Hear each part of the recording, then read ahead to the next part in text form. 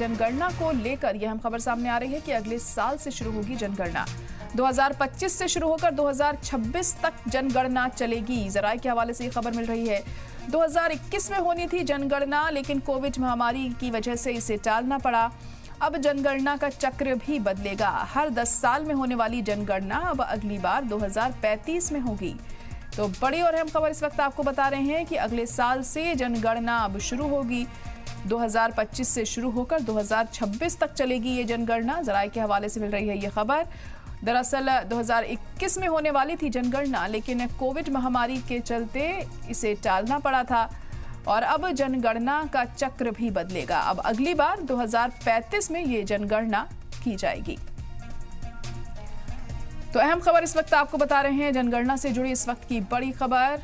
अगले साल 2025 में जनगणना की जाएगी। जनगणना की शुरुआत होगी 2025 में और 2026 तक ये जनगणना चलेगी। और हमारे नुमाइंदा सैयद मुबशिर इस वक्त लाइव जुड़ चुके हैं। मुबशिर, तो जनगणना की शुरुआत अगले साल से होने वाली है, 2026 तक जनगणना चलेगी। क्या कुछ अपडेट मिल पा रही है इसे लेकर अभी?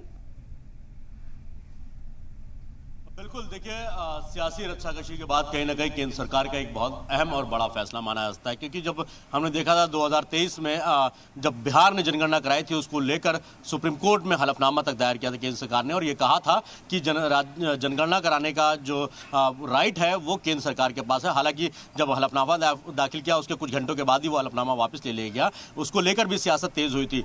दूसरी तरफ अगर हम बात करें विपक्ष की, तो राहुल गांधी लगातार जातीय जनगणना हर चुनाव में पिछले 1 से 1.5 साल से, अगर हम जिन राज्यों में चुनाव हुए हैं, खुद लोकसभा में जो चुनाव हुए हैं, उनमें कई बार अपने भाषणों में कह चुके हैं कि जातीय जनगणना होनी चाहिए। यानी जिसकी जितनी जाति है उसको उसी हिसाब से सरकारी लाभ, उनका आरक्षण की बात हो और दूसरी सहूलतों की बात हो, उनको होना चाहिए, जिसको लेकर केंद्र सरकार लगातार इसके खिलाफ नजर आती है। लेकिन ये एक बड़ा फैसला एकदम अचानक से, जिस तरीके से सूत्रों के हवाले से खबर मिल रही है कि अब केंद्र सरकार जातीय जनगणना कराएगी, 2025 में जनगणना शुरू होगी और साल 2026 में जाकर यह खत्म होगी।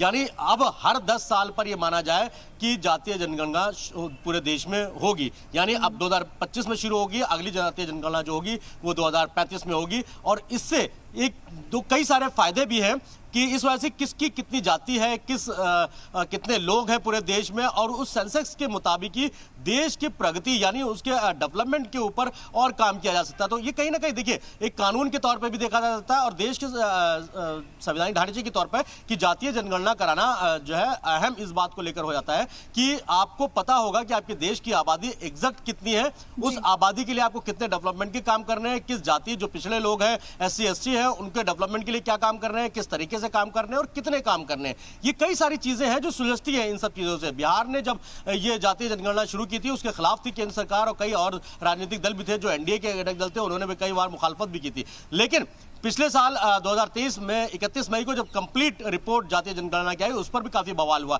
जिसको लेकर सुप्रीम कोर्ट तक चली गई थी केंद्र सरकार। उनका साफ तौर पर एक हलफनामा दाखिल किया गया था। हालांकि वो कुछ घंटों के बाद वो हलफनामा वापस ले लिया गया। लेकिन आज जिस तरीके से खबर ये निकल कर आ रही है कि अब देश भर में जनगणना होगी, सेंसस होगी, यानी कास्ट सेंसस करी जाएगी, और उसको लेकर कई सारी तैयारियां तकरीबन पूरी की जा चुकी है और अगले साल 2025 से ये जनगणना शुरू हो जाएगी। जहरा।